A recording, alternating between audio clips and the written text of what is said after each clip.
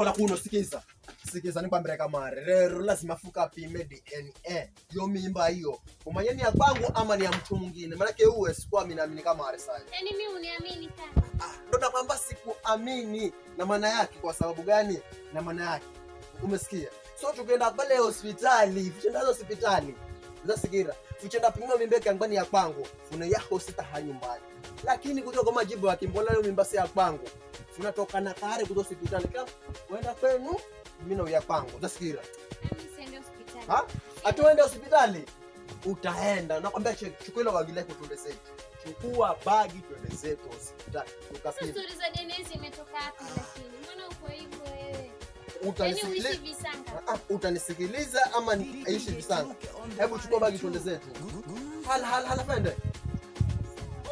Wote kwaje? Njia zako nyingi mimi ani ndo sisi. Hizo njia uko na njia nyingi na mimi ndo sina haja nazo kama. Kwa hivyo hala roba kifedha. Wanchukuliaje mimi?